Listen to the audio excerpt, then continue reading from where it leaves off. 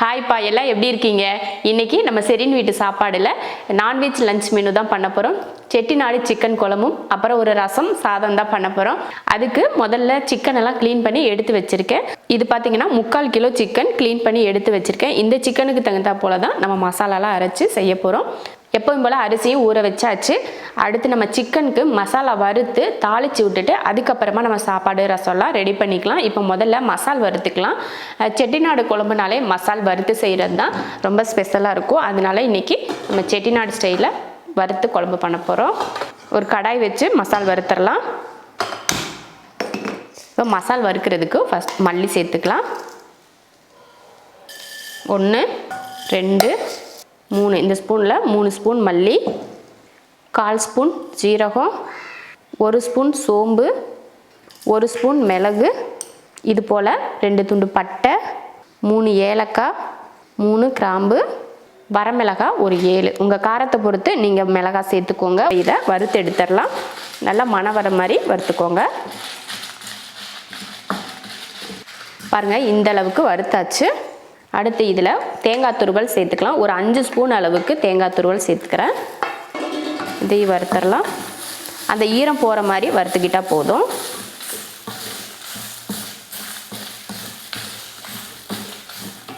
அவ்வளோதான், பாருங்கள் வறுத்தாச்சு. அந்த தேங்காயோட அந்த ஈரம் போயிருச்சு பாருங்கள். இந்த அளவுக்கு வறுத்துக்கிட்டால் போதும். இப்போ அடுப்பை ஆஃப் பண்ணிடலாம். இதை ஆற வச்சுட்டு நம்ம அரைச்சி எடுத்துக்கலாம். இது ஆறுறதுக்குள்ளே நம்ம என்ன பண்ணலாம், அடுத்து வெங்காயம்லாம் கட் பண்ணி எடுத்துக்கலாம். தாளிக்கிறதுக்கு நான் சின்ன வெங்காயம் தான் கட் பண்ணி எடுத்துக்க போகிறேன். உங்களுக்கு தேவைன்னா நீங்கள் பெரிய வெங்காயம், ஒரு பெரிய வெங்காயத்தை கட் பண்ணி எடுத்துக்கோங்க. நான் சின்ன வெங்காயம் தான் உரித்து எடுக்க போகிறேன். இப்போ வெங்காயத்தை உரிச்சிடலாம். இப்போ வெங்காயமெல்லாம் உரித்து எடுத்துட்டேன். தக்காளி பார்த்திங்கன்னா ஒரு தக்காளி தான் எடுத்திருக்கேன். அது இப்போ மசாலும் நல்லா ஆறிடுச்சு. நம்ம வறுத்தம் பார்த்திங்களா, அது நல்லா ஆறிடுச்சு. அதை அரைச்சி எடுத்துட்டு தாளித்து விட்டுறலாம். மிக்ஸி ஜாரில் போட்டுடலாம்.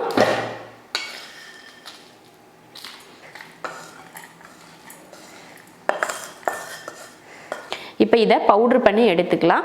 பவுட்ரு பண்ணி எடுங்க, இல்லைன்னா தண்ணி ஊற்றி அரைக்கிறதுனால அரைச்சிக்கோங்க, அது உங்கள் விருப்பம். இப்போ மசால் அரைச்சி எடுத்துகிட்டு வந்துட்டேன். இப்போ குழம்பு தாளித்து விட்டுறலாம். குழம்பு தாளிக்கிறதுக்கு ஒரு நல்ல அகலமான ஒரு பாத்திரம் வச்சுருக்கேன். இப்போ ஸ்டவ் ஆன் பண்ணிடலாம். ஸ்டவ் ஆன் பண்ணி எண்ணெய் ஊற்றிக்கலாம். எண்ணெய் காஞ்சதுமே ஒரு 1/2 ஸ்பூன் அளவுக்கு சோம்பு, வரமிளகாய் ஒரு 3, சின்ன வெங்காயம் 100 கிராம், கருவேப்பிலை. இப்போ வெங்காயத்தை வதக்கிக்கலாம். நல்லா அந்த வெங்காயம் வதங்கி கலர் மாதிரி கொஞ்சம் அந்த உடையிற மாதிரி வரும் பார்த்திங்களா, அந்த அளவுக்கு வதக்கி எடுத்துக்கோங்க. இதில் அப்புறம் பட்டை கிராம்பு ஏலக்காயெல்லாம் போட்டு தாளிக்க தேவையில்லை. இப்போ இது வதங்கட்டும். வெங்காயம் பாருங்கள், இந்த அளவுக்கு வதங்கிக்கிட்டால் போதும். இதில் நீங்கள் வெங்காயத்தை சின்னதாக கட் பண்ணி போடணும் அப்படின்னு நினச்சா கூட நீங்கள் போட்டுக்கலாம், அது உங்கள் விருப்பம். இப்போ இதில் தக்காளி சேர்த்தலாம். ஒரு தக்காளி,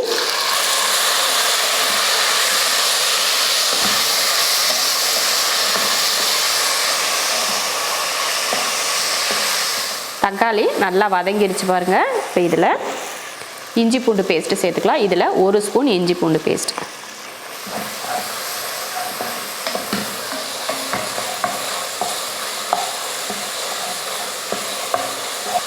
அவ்வளோதான். பச்சை வாடை போனதுக்கப்புறமா நம்ம அரைச்ச மசாலா இருக்குது பார்த்திங்களா, அதையே இதில் சேர்த்துடலாம்.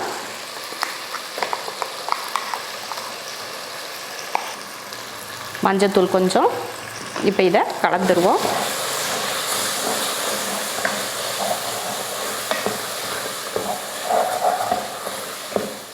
மசால் போட்டு இது போல் 1 நிமிஷம் இல்லைன்னா 2 நிமிஷத்துக்கு இந்த போல் வதக்கி விட்டுக்கோங்க. வதக்கி விட்டுட்டு இதில் சிக்கன் சேர்த்துடலாம்.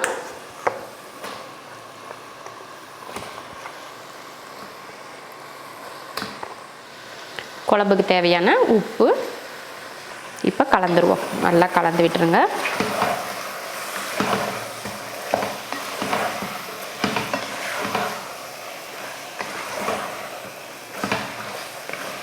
இப்போ கலந்து விட்டாச்சு பாருங்கள். இது நல்லா எண்ணெய் பிரிஞ்சு வரட்டும், அது வரைக்கும் வதக்கி விட்டுக்கலாம். அப்பப்போ எடுத்து கிளறி விட்டுக்கிட்டே இருங்க. இப்போ இந்த சிக்கனில் இருக்க தண்ணி வெளியில் விட்டு நல்லா எண்ணெய் பிரிஞ்சு வேகும், அது வரைக்கும் வேக வச்சுக்கலாம். அதுக்கப்புறமா நம்ம தண்ணி சேர்த்துக்கலாம். அப்புறம் நம்ம சப்ஸ்கிரைபர் நம்ம சேனலில் ஒரு டவுட் ஒன்று கேட்டிருந்தாங்க. நம்ம சிக்கன் வேக வைக்கிறப்பே உப்பு போடுறீங்களே, சிக்கன் வந்து இறுகிறாதா, கல் மாதிரி ஆயிரும் அப்படின்னு சொல்லி கேட்டிருந்தாங்க. அப்படி கல் மாதிரியெல்லாம் ஆகிறதுக்கு வாய்ப்பு இல்லை. சின்ன இளங்கோழி கறியெல்லாம் வாங்குகிறோம் பார்த்தீங்களா, அதெல்லாம் வந்து சாஃப்டாக தான் இருக்கும். அதே போல் பார்த்தீங்கன்னா இன்றைக்கி வாங்கின சிக்கனோ மட்டனோ இருந்துட்டு அது ஃப்ரிட்ஜில் எடுத்து வச்சுட்டு மறுநாள் செஞ்சிங்கன்னா அது எவ்வளோ பெரிய முத்தின கறியாக இருந்தாலுமே ரொம்ப சாஃப்டாக தான் இருக்கும். அது சாஃப்டாக இருக்கிறதுக்கு உப்புக்கும் சம்மந்தம் இருக்கா என்னன்னு தெரியல. ஆனால் நல்லா உப்பு பிடிச்சி வேகணும், கறி வந்து ருசியாக இருக்கணும் அப்படின்னா நம்ம முன்னாடியே உப்பு சேர்த்து வேக வச்சாதான் கறி வந்து நம்ம சாப்பிட சாப்பிட ருசி தெரியும். இப்போ நம்ம கடைசியில் உப்பு போட்டோம்னா என்ன ஆகுனா அந்த மேலே இருக்க கறியில் மட்டும்தான் உப்பு பிடிக்கும், அடியில் உள்ளே இருக்கிற அந்த நடுவில் இருக்க பீஸ்ல எல்லாம் உப்பு பிடிக்காது இல்லையா. அதனால நம்ம ஆரம்பத்திலே போட்டு நல்லா வேக வச்சிட்டோம்னா அந்த கறியில் வந்து நல்லா உப்பு பிடிச்சி வேகும். அதனால தான் நம்ம ஃபஸ்ட்டே உப்பு போட்டு வேக வச்சிடறோம். இப்போ கிளறி விடுவோம். கொஞ்சமாக தண்ணி விட்டுருச்சு, இன்னும் கொஞ்சம் நல்லா வதங்கட்டும். எப்படி கிட்டத்தட்ட ஒரு 5 நிமிஷம் கிட்டையாவது இது போல் வதக்கி விடணும். அதுக்கப்புறமா நம்ம எடுத்து தண்ணியெல்லாம் சேர்த்துக்கலாம். பாருங்கள் எவ்வளோ சூப்பராக எண்ணெய் பிரிஞ்சு வெந்துட்டுருக்கு பாருங்கள். இந்த மாதிரி தான் நல்லா வதக்கி விட்டு வேக வைக்கணும். இப்போ இதில் தண்ணி சேர்த்துருவோம். நம்ம மிக்ஸி ஜாரை கழுவி அந்த தண்ணியை இதில் சேர்த்துக்கலாம்.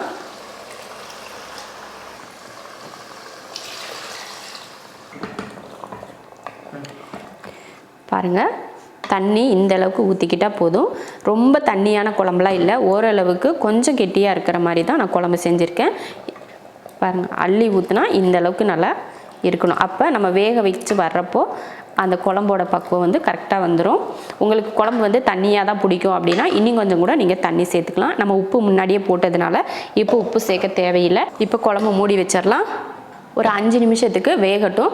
நம்ம இதை வேறு அடுப்புக்கு மாற்றி வச்சுட்டு இப்போ இதில் சாப்பாடு வச்சிடலாம். இந்த டம்ளரில் 2 டம்ளர் அரிசி போட்டேன். இப்போ இதில் தண்ணி சேர்த்துடலாம்.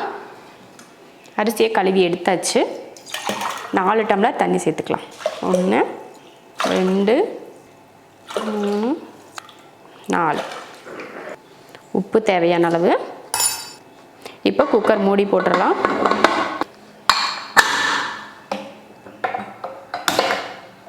சாப்பாடு வச்சு ஸ்டவ் ஆன் பண்ணியாச்சு. 3 விசில் விட்டு ஆஃப் பண்ணிடலாம்.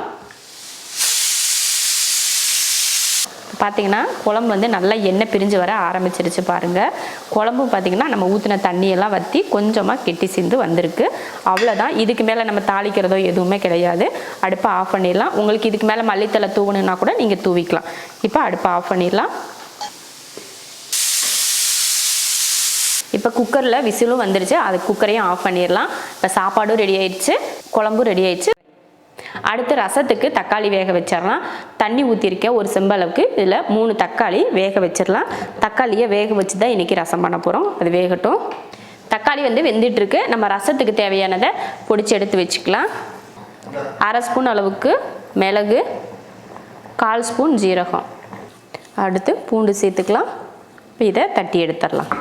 தக்காளியும் வெந்துருச்சு பார்த்துங்க. நம்ம ரசத்துக்கு எடுக்கிறதுக்குள்ளேயே தக்காளி வெந்துருச்சு. இப்போ ஆஃப் பண்ணிடலாம். நம்ம இதெல்லாம் ரெடி பண்ணுறதுக்குள்ளே அது ஆறிடும், அதுங்களையும் கரைச்சிக்கலாம். அவ்வளோதான். பார்த்திங்கன்னா ரசத்துக்கு வந்து ரெடி பண்ணி வச்சாச்சு.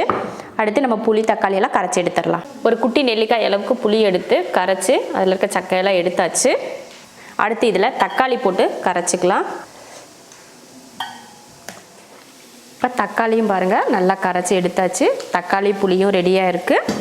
ரசத்துக்கு தட்டி எடுத்துருக்கோம், அதுவும் ரெடியாக இருக்குது. இப்போ தாளித்து விட்றலாம். இப்போ ரசம் தாளிக்கிறதுக்கு ஒரு பாத்திரம் வச்சு ஸ்டவ் ஆன் பண்ணிக்கிறேன். ஸ்டவ் ஆன் பண்ணிவிட்டு ரசம் தாளிக்க கொஞ்சம் எண்ணெய் ஊற்றிக்கலாம். கொஞ்சம் கடுகு உளுந்து, 2 வரமிளகாய், கருவேப்பிலை, பெருங்காயத்தூள் சேர்த்துக்கலாம்.